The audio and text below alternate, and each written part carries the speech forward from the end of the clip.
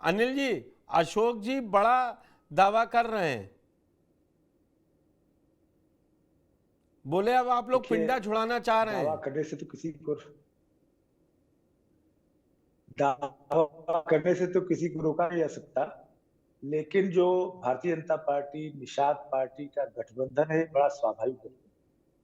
और ये गठबंधन 2022 में जो आरंभ हुआ है, 2024 में भी है और आगे भी रहेगा, और निश्चित रूप से इसका बेहतर परिणाम भी आएगा।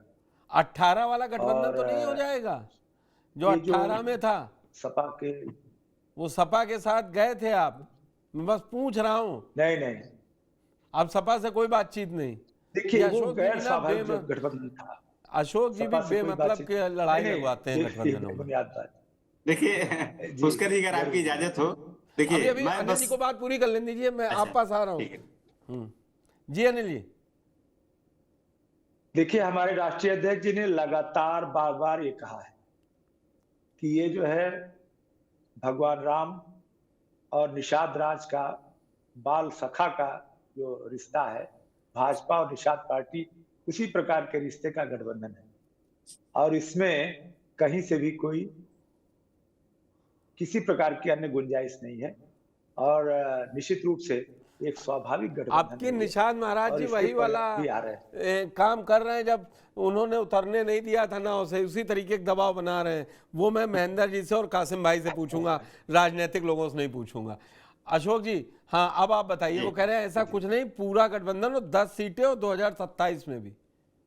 देखिए मैं ज्यादा नहीं कहूंगा, बस इतना कहूंगा कि जो निषाद पार्टी का चुनाव निशान है भोजन भरी थाली, अगर वो नहीं सतर्क हुए निषाद पार्टी के लोग तो थाली बचेगी लेकिन भोजन नहीं रहेगा उसमें। तो ये स्थिति है भाजपा, क्योंकि उसका जो भारतीय जनता पार्टी का जो स्थिति है, आप देखिए महाराष्ट्र में या जो शिवसेना की क्या स्थिति हुई, पंजाब में क्या स्थिति हुई, बिहार में नीतीश कुमार जी की क्या स्थिति है, और इवन जो बीजेडी जो है बीजेडी की क्या स्थिति है। तो ये एक पाइथन का जो नेचर होता है, इनगल्फिंग, वो इनगल्फ कर लेता है, निगल जाता है पाइथन। उसी तरह भारतीय जनता पार्टी है, वो अजगर की तरह व्यवहार करती है। ये नेक्स्ट राउंड में अनिल जी से पूछेंगे। मैं कासिम जी के पास जाता हूं, और वो मिल्कीपुर और कटेरी को बहुत अच्छी तरीके से समझते भी हैं, वहीं से आते हैं। क्या कासिम भाई, वहां पर क्या लग रहा है? अभी तो ना कोई, केवल पार्टियां तैयारी करे ले रही हैं। बीजेपी ने अपने प्रभारी घोषित कर दिया, समाजवादी पार्टी ने अपने, कांग्रेस ने। इतना है क्या उपचुनाव में अब की बार दम? पुष्कर भाई बहुत बहुत शुक्रिया। देखिए ऐसा है कि दो जब प्रवक्ता हो, हम लोग तो आदी नहीं है प्रवक्ताओं के साथ, हम लोग कभी बैठते ही नहीं, हम लोग तो नहीं नहीं, ये मसला अपने ऐसा था कि इसमें प्रवक्ता और पार्टी नेताओं को बैठालना नहीं पड़ा। भाई, हमने कहा हम लोग तो आपस में बैठते हैं, पत्रकार पत्रकार होते हैं, अपना खेल कूद के चले जाते हैं। बड़ा मुश्किल होता है पत्रकारों के बीच में आपको बात कहना, क्योंकि जो आप कहेंगे एक की बात होगी, दूसरे को खराब लगेगी, दूसरे की पहले को। खैर मैं आता हूँ मिल्कीपुर पे, पहले शुरू करता हूँ। शुरुआत करता हूँ अवधेश जी के बयान से। अवधेश प्रसाद जी का अभी बयान देख रहा था, उन्होंने बताया था पिछला चुनाव हम मिल्कीपुर में 35,000 वोट से जीते थे। ऑन कैमरा इतनी बड़ी बात, अवधेश प्रसाद इतने बार के विधायक, 77 से मंत्री, मुझे लगता है कुछ जल्दबाजी में। दूसरी बात, अगर वो 35,000 उनका मान ले, तो ये लोकसभा का चुनाव अवधेश प्रसाद फैजाबाद लोकसभा क्षेत्र में सबसे कम वोटों से जो जीते हैं वो मिल्कीपुर, सबसे कम वोटों से। सबसे ज्यादा वोट से बीकापुर, उसके बाद रुदौली, उसके बाद दरियाबाद, उसके बाद रुदौली, उसके बाद मिल्कीपुर। तो आप ये मान लीजिए कि अवधेश प्रसाद का जो है बाल बाल बचे हैं, वरना लोकसभा में ही वो अपनी विधानसभा क्षेत्र को हार चुके होते उनके हिसाब से देखें। देखिए अनिल जी ने जो बात कही, अशोक जी ने जो बात कही कि पॉलिटिकल पार्टीज का मामला है, लेकिन मुझे एक चीज बहुत खटक रही है। खटक जो चीज रही है मैं आपसे शेयर करता हूँ, साथ में अशोक जी भी हैं। खैर पार्टी प्रवक्ता का काम है पार्टी के पक्ष में, पार्टी के हित में, पार्टी के हक में बोलना। अभी जो प्रभारी वाली जिक्र आपने किया, जो प्रभारी बनाए गए हैं समाजवादी पार्टी की तरफ से, तो मिल्कीपुर में अवधेश प्रसाद को प्रभारी बनाया गया है। साथ आपके में लाल बिहारी यादव जो को भी। लाल बिहारी यादव साथ में लगाए गए हैं। उसी तरह से फूलपुर में इंजी सरोज को बनाया गया है, उनके साथ वहां भी एक लगा दिए गए हैं। मझवा में भी प्रभारी बनाया गया, उनके साथ तो लेकिन ये जो आपकी कटहरी सीट है, इसके प्रभारी शिवपाल यादव बनाए गए, और उनके साथ किसी को लगाया भी नहीं गया, और लालजी वर्मा का उसमें नाम भी आगे नहीं लिखा गया।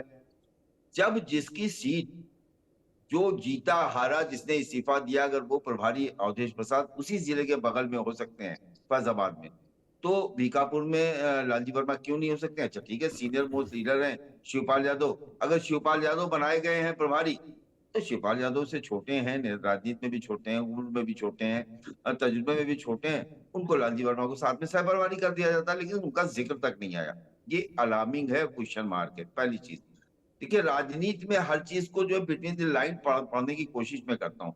जिस दिन ये सूची आई उसके 2 घंटे बाद कांग्रेस की आ गई, जैसा आपने अभी कहा पुष्कर भाई, और आपने 6 सीटें की थी, कांग्रेस ने पूरी 10 कर दी। और लगाया किसे है? जैसे आपकी जो कानपुर की सीट है, वहां आपके अमेठी के सांसद को लगा दिया। वहां की जो सीट आपके मुजफ्फरनगर की है, मीरापुर, वहां पर इमरान मसूद को लगा दिया। मतलब हल्के लोग नहीं लगाए गए, मतलब वो जो तो लोग मजबूत पांचों हैं, जो सांसद अपनी लगा दिए उन्होंने, पांचों सांसद लगा पांचों दिए। सांसद लगा दिए, वीरेंद्र चौधरी विधायक को वहां लगा दिया, मजमा में लगा दिया।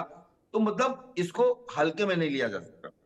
लोकसभा चुनाव और इस उपचुनाव और 27 में आने वाले विधानसभा, तीनों के चुनाव को अगर आप ऐसे जोड़िएगा, एक दूसरे से मिलाइएगा, तो लोकसभा चुनाव में कांग्रेस को लगता था कि हमारी सरकार आ जाएगी, बड़ा माहौल बना हुआ है, राहुल गांधी ने भारत जोड़ो यात्रा की है, पूरे देश में एक लहर चल रही है, और हम ऐसे में हमारे लिए 2, 4, 5 सीट, 10 सीट, 1 सीट, 2 सीट बड़ी महत्वपूर्ण है।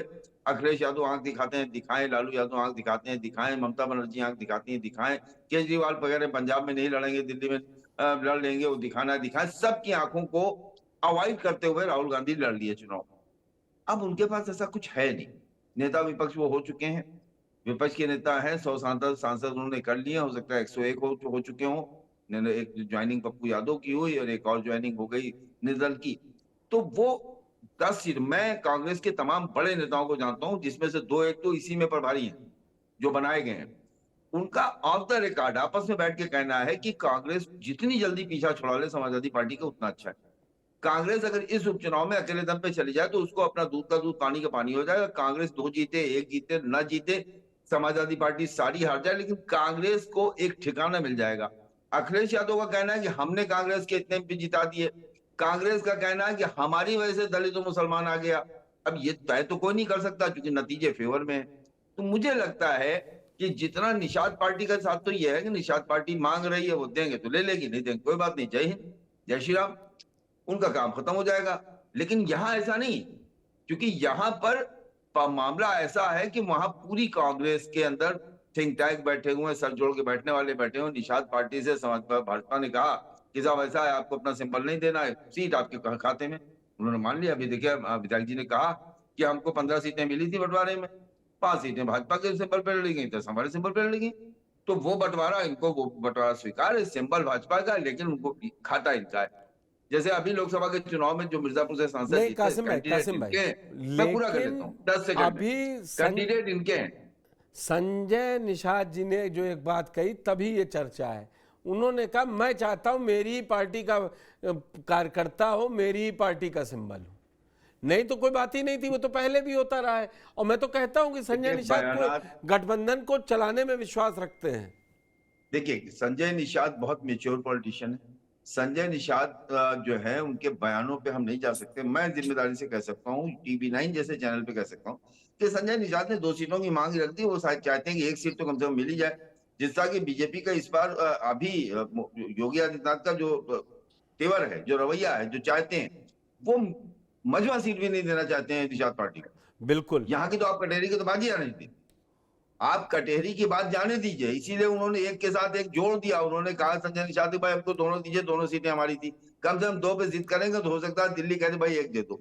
लेकिन अगर नहीं भी मिलेगी तो उनको लिए कैबिनेट उनके पास है, उनके लिए कोई दिक्कत नहीं है, वो खुश हैं। लेकिन समाजवादी पार्टी कांग्रेस के गठबंधन के साथ और लालजी वर्मा के प्रभारी न होने, ये 2 एक ऐसे सवाल है जो बहुत बड़ा सवालिया निशान है।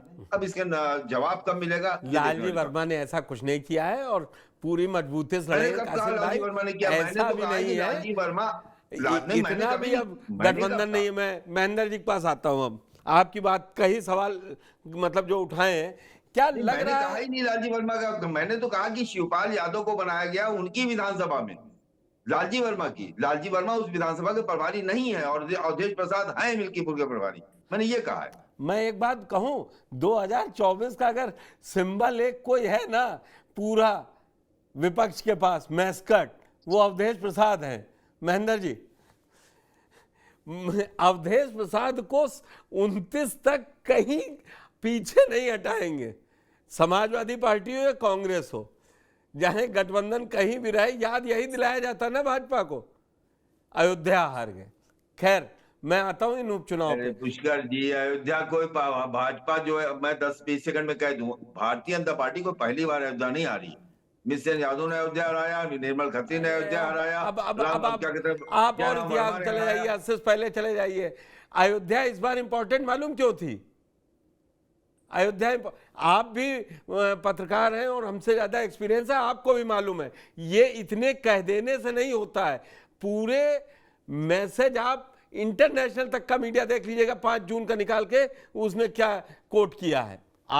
हमारे आपके कह देने से अयोध्या हारना अपने आप में एक बड़ी खबर है, उसमें आप इसको डिनाई करें या आपकी विचारधारा? उस दिन भी नहीं थी। मैं आप पुष्कर जी, मेरे दिन उस दिन भी खबर नहीं थी। मतलब लाइव बैठा हुआ था, योगी जी, मोदी जी क्या कहते हैं, प्राण प्रतिष्ठा कर रहे थे। मैं कह रहा था कि अयोध्या मुद्दा नहीं बनेगा, क्योंकि मैं अयोध्या जी का रहने वाला हूँ, मुझे मालूम है अयोध्या मुद्दा नहीं बन रहा था। ठीक है। महेंद्र जी, क्या ये एक तो दोनों तरफ के सहयोगी दल जो छोटे हैं वो अब अपनी मसल्स फ्लेक्स कर रहे हैं अगर कहें, और दूसरा जो खुद अवधेश प्रसाद ने दावा किया, उसमें क्या आप देख रहे हैं? नहीं, देखिए, निश्चित रूप से, और जब मुख्य पार्टी खासकर अगर हम राजनीतिक हैसियत की तुलना करें, तो अगर उसमें या तो द्वंद्व होता है या वो कमजोर पड़ती दिखाई देती है, तो निश्चित रूप से जो छोटे दल होते हैं वो अपने आप को असर्ट करने की कोशिश करते हैं और अपना अधिकार जो है वो मांगने की कोशिश करते हैं। मुझे लगता है कि जो उपचुनाव है, इसमें सबसे जो प्रमुख बात है, सबसे जरूरी बात है, वो ये है कि भारतीय जनता पार्टी को और उसके शीर्ष नेतृत्व को पहले अपना घर ठीक करना पड़ेगा। और एक जो असमंजस की स्थिति जो भारतीय जनता पार्टी के समर्थकों में भी और उनके पार्टी कैडर्स में भी जो असमंजस की स्थिति बीच बीच में पैदा हो रही है, उसको समाप्त करना पड़ेगा। दूसरी तरफ मुझे जहां तक लगता है कि तमाम उसके बावजूद कांग्रेस निश्चित रूप से फिर से जो है अपने आप को पुनर्जीवित करने की कोशिश करेगी उत्तर प्रदेश में। लेकिन हालांकि कांग्रेस और समाजवादी पार्टी के गठबंधन ने भारतीय जनता पार्टी और एनडीए को, अगर आप बात कहें उत्तर प्रदेश में, तो एक राजनीतिक शिकस्त दी है। आंकड़ों पे मैं नहीं जाना चाहता हूँ।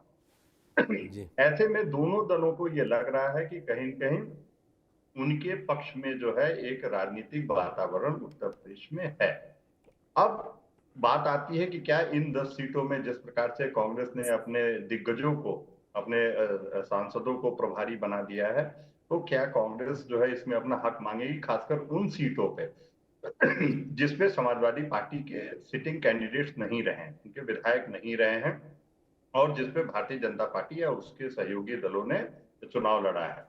लेकिन मुझे बहुत ज्यादा इसमें गठबंधन की पेचीदगियों से ज्यादा मुझे लगता है कि जो नैरेटिव का प्रश्न है वो ज्यादा महत्वपूर्ण है, क्योंकि चुनाव आते आते दोनों गठबंधन, चाहे आप एनडीए की बात करिए चाहे इंडिया गठबंधन की बात करिए, इतनी राजनीतिक पेचीदगियां नहीं है कि वो एक साथ चुनाव ना लड़े और किसी भी कीमत पे